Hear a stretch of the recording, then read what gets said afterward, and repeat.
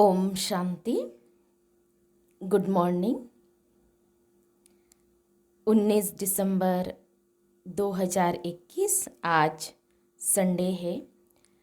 आज हम सभी सुनेंगे अव्यक्त बाप दादा के अव्यक्त महावाक्य, मधुर महावाक्य। यह ओरिजिनल मुरली है।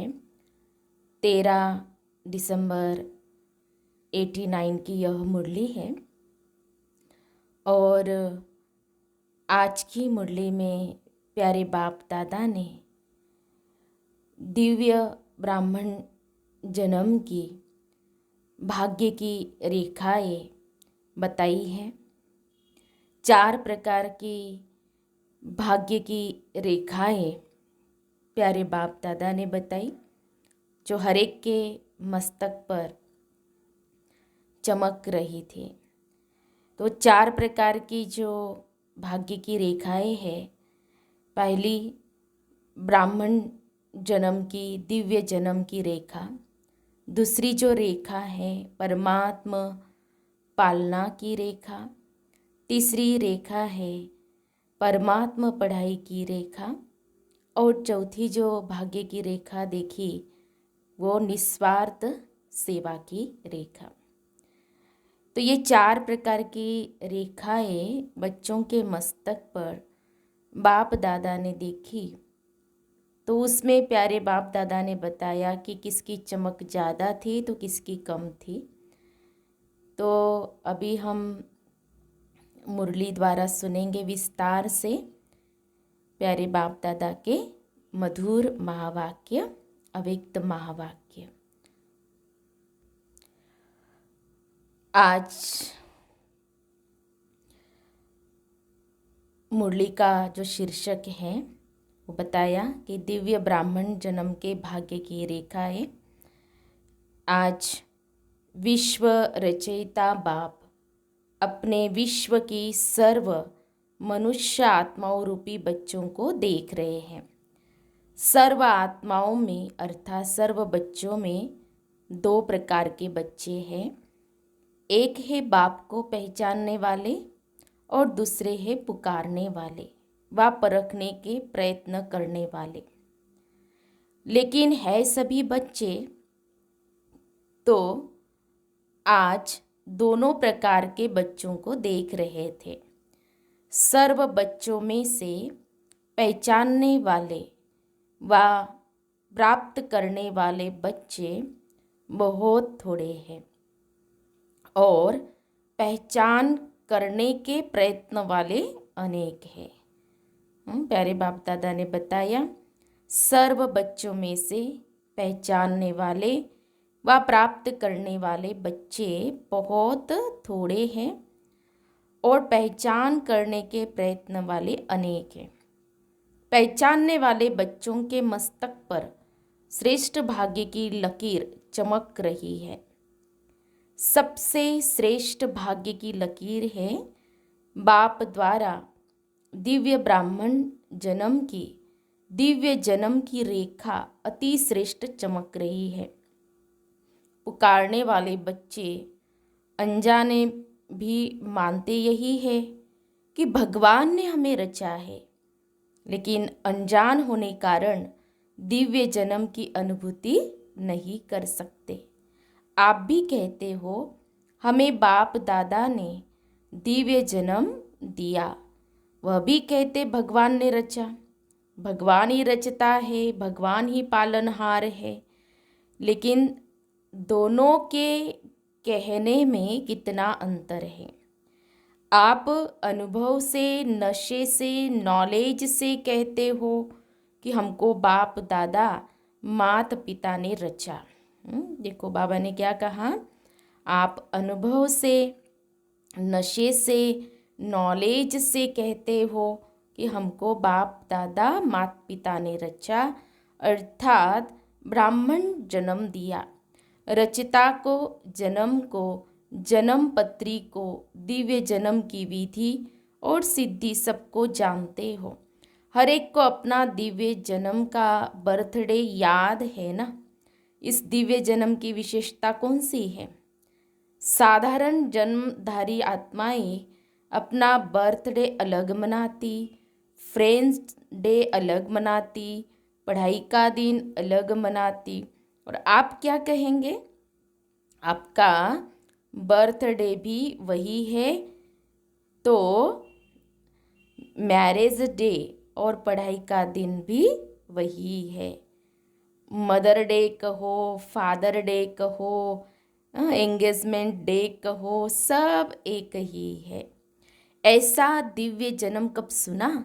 सारे कल्प में ऐसा दिन आप आत्माओं का फिर कभी भी नहीं आता।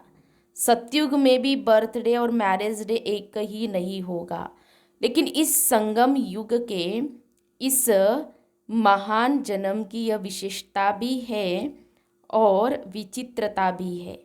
वैसे तो जिस दिन ब्राह्मण बने वही जन्मदिन, वही मैरिज दिन है, क्योंकि सभी यही वायदा करते हो। कौन सा वायदा? एक बाप दूसरा न कोई। यह दृढ़ संकल्प पहले ही करते हो ना। तुम्ही से खाऊं, तुम्ही से बैठूं, तुम्ही से सर्व संबंध निभाऊं, ये सबने वायदा किया ना। पांडवों ने, माताओं ने, कुमारियों ने, सभी ने वायदा किया है। तो और कहाँ स्वप्न में भी मन नहीं जा सकता। ऐसे पक्के हो ना। वह कोई साथी चाहिए, सेवा के लिए कोई विशेष साथी चाहिए, तो साथी दिवस किसका मनाएंगे? सेवादारी साथी का, वह बाप साथी है उसका दिवस मनाएंगे। चाहे सर्विस करने वाले हैं, चाहे सर्विस लेने वाले हैं, लेकिन सेवा के समय सेवा की, फिर इतने न्यारे और प्यारे बनो जो जरा भी विशेष झुकाव नहीं हो। जो सेवा में मदद करेगा वह विशेष होगा ना। चाहे भाई हो व बहन हो, जो विशेष सेवा करता वह विशेष अधिकार भी रखेगा। तो सेवा के साथी बनो, लेकिन साक्षी होके साथी बनो। साक्षीपन भूल जाता है तो सिर्फ साथी बनने में बाप भूल जाता। साक्षी बन पार्ट बजाने की प्रैक्टिस करो। हर बच्चे के मस्तक पर विशेष 4 भाग्य की लकीरें चमकती हैं। हर बच्चे के मस्तक पर विशेष 4 भाग्य की लकीरें चमकती है।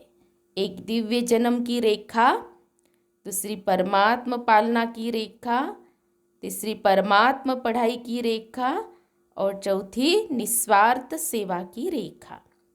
सभी के मस्तक में चारों ही भाग्य की रेखाएं चमक रही है, लेकिन चमक में और सदा एक रस वृद्धि को प्राप्त करने में फर्क होने कारण चमक में अंतर दिखाई देता है।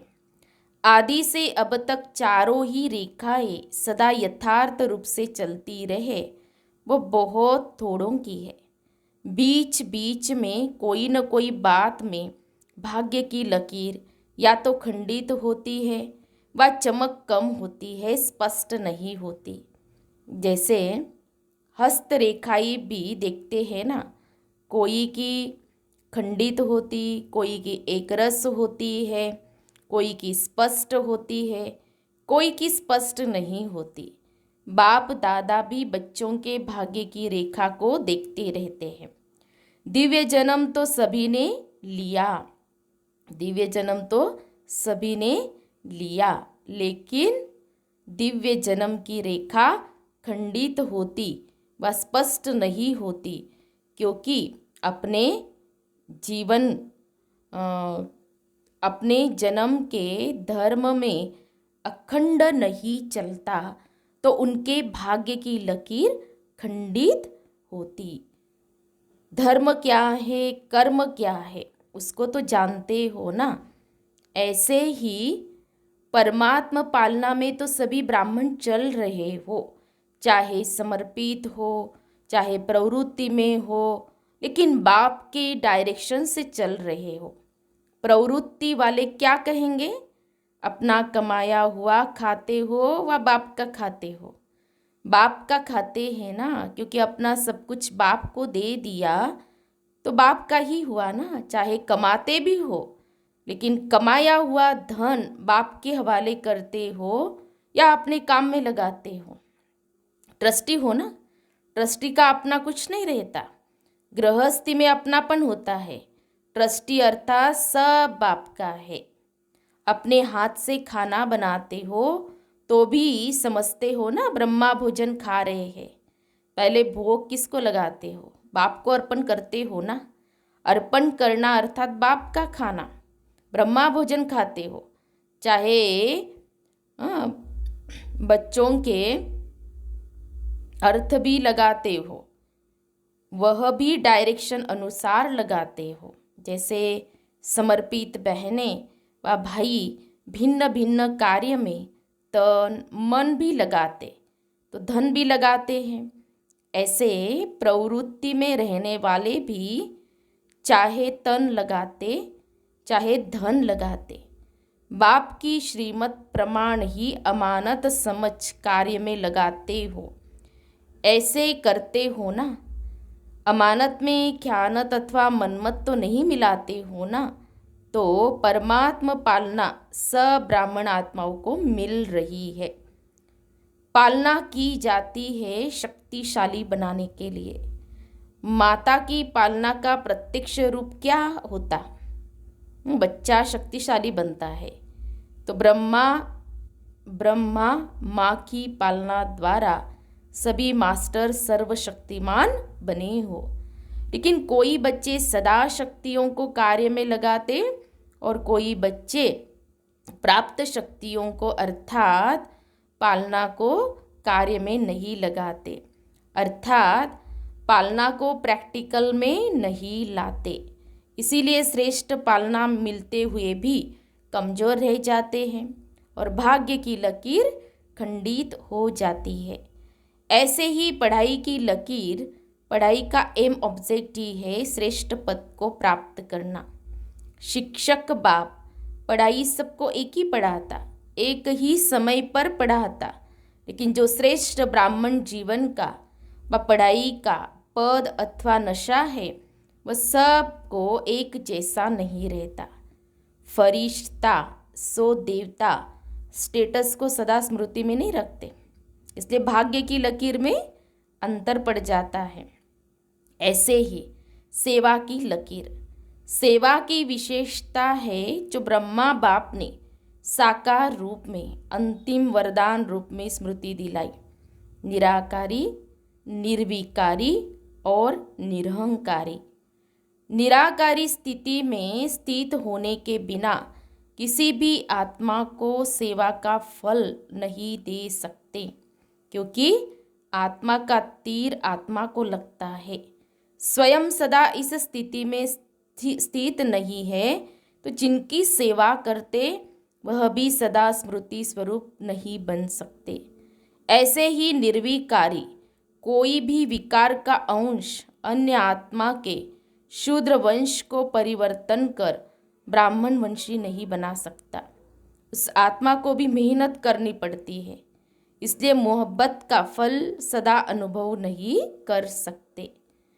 निरहंकारी सेवा का अर्थ ही है फल स्वरूप बन झुकना।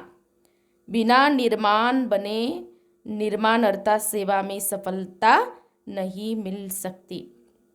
तो निराकारी, निर्विकारी, निरहंकारी, इन तीनों वरदानों को सदा सेवा में प्रैक्टिकल में लाना, इसको कहते हैं अखंड भाग्य की रेखा। अब चारों ओर ही भाग्य की रेखाओं को चेक करो कि अखंड है या खंडित है, स्पष्ट है या अस्पष्ट है। कोटों में कोई तो बन गए हैं, लेकिन बनना है कोई में भी कोई। जो कोई में कोई होगा वही अब सर्व का माननीय और भविष्य में पूजनीय बनता है। जो अखंड भाग्य के लकीरवान हैं उसकी निशानी है वह अब भी सर्व ब्राह्मण परिवार का प्यारा होगा। अखंड भाग्य के लकीरवान है, उसकी निशानी है वह अब भी सर्व ब्राह्मण परिवार का प्यारा होगा। माननीय होने के कारण सर्व की दुआएं श्रेष्ठ आत्माओं के भाग्य की लकीर को चमकाती रहती। तो अपने आप से पूछो, मैं कौन? तो सुना आज क्या देखा? दुनिया वाले कहते पालनहार है, जन्मदाता है, लेकिन जन्मदाता का परिचय ही नहीं है। और आप नशे से कह सकते हो कि जन्मदाता परमात्मा कैसे है, पालनहार परमात्मा कैसे है। ब्रह्मा माँ की पालना भी मिल रही है और बाप की श्रेष्ठ मत पर योग्य आत्माएं बन गए। बाप बच्ची को योग्य बनाता है और माँ शक्तिशाली बनाती है।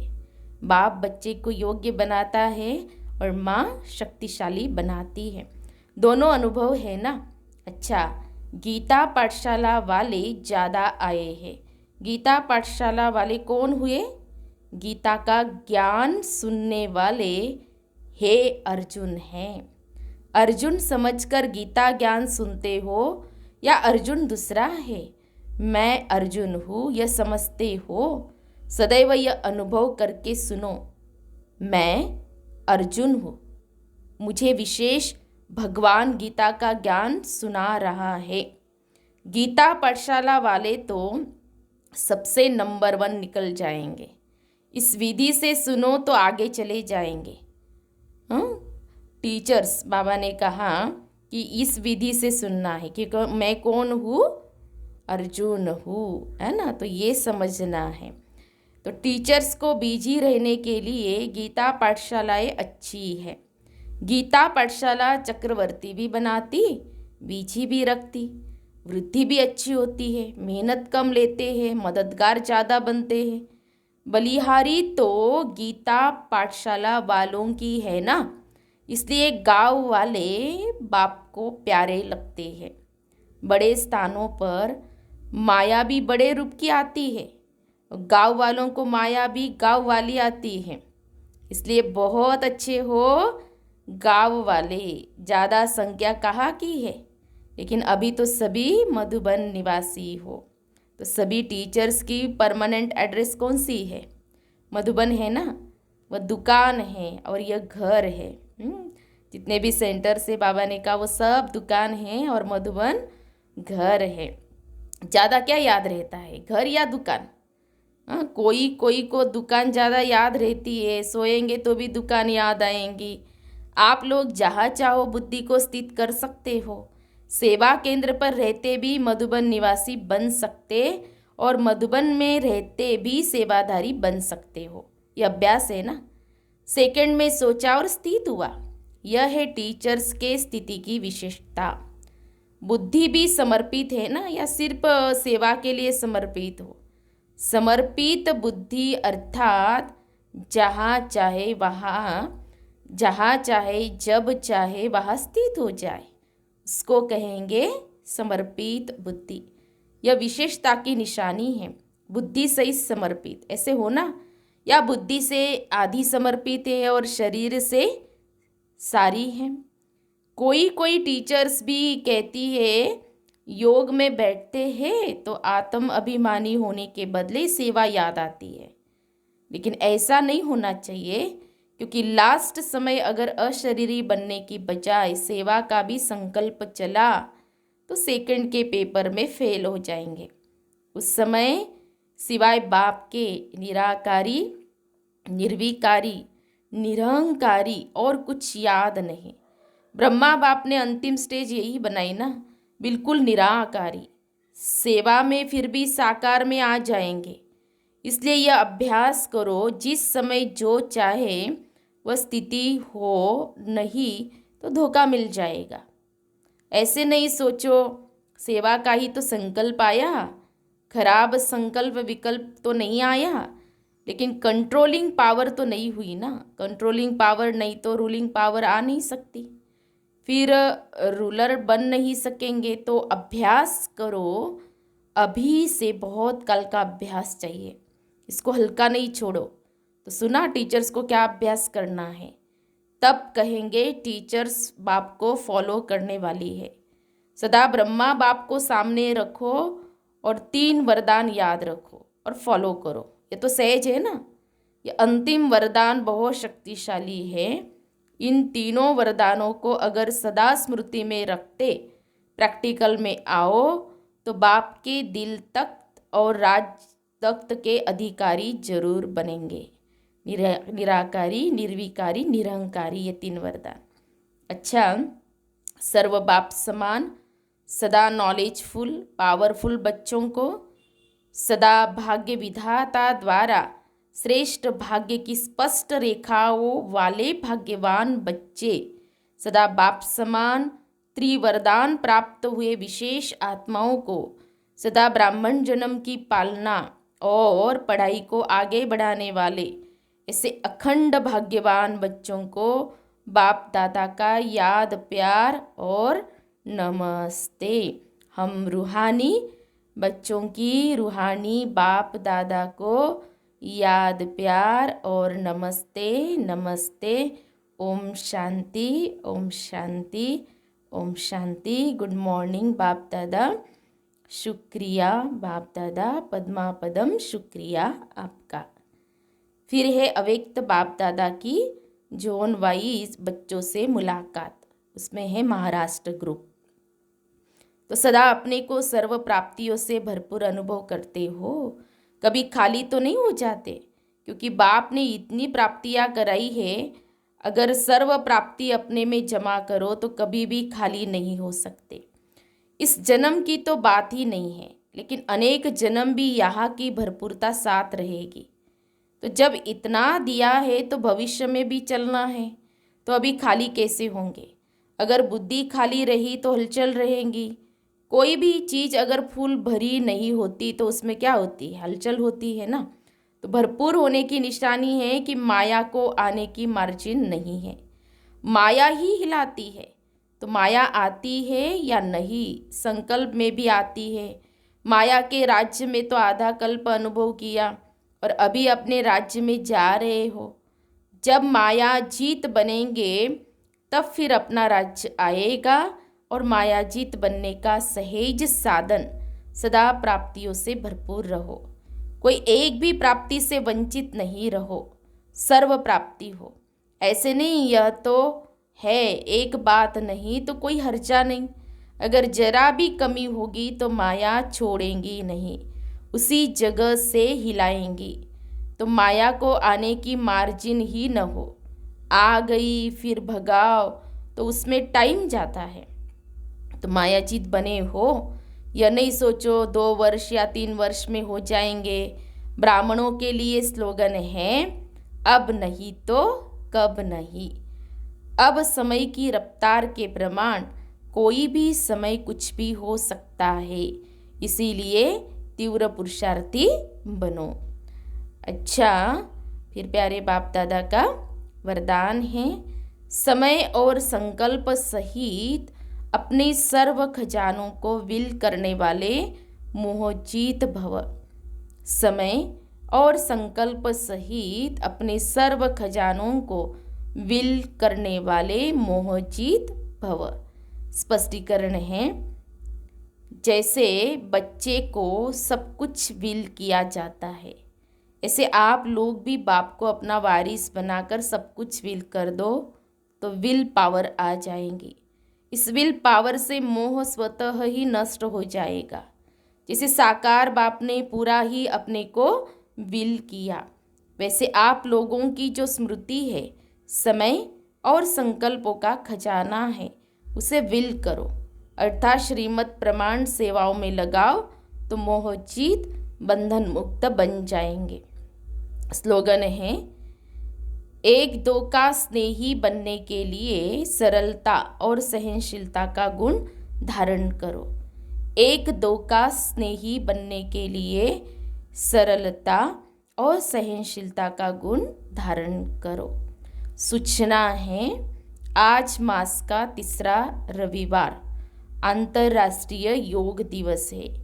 बाबा के सभी बच्चे सायंकाल 6:30 से 7:30 बजे तक विशेष अपने रहम दिल दाता स्वरूप संपूर्ण पवित्र स्वरूप में स्थित हो सर्व आत्माओं को पवित्रता, सुख, शांति की अंजलि देने की सेवा करें। तो हम सब ने सुने प्यारे बाप दादा के मधुर महावाक्य, अव्यक्त महावाक्य। तो अव्यक्त महावाक्य जब हम सुनते हैं तो अपनी स्थिति भी अव्यक्त बनकर सुनते सुनते और ही अव्यक्त हो जाती है। और सारा दिन हमें यह स्मृति में रखना है कि जो प्यारे बाप दादा ने बताया 4 भाग्य की रेखाएं और सबसे भाग्यवान कौन, ये भी प्यारे बाप दादा ने बताया। तो उस पर हमें चिंतन करना है, चेक भी करना है। और नुमा शाम के समय ज़रूर ज़रूर सभी योग में बैठेंगे। अच्छा, ओम शांति, ओम शांति, ओम शांति।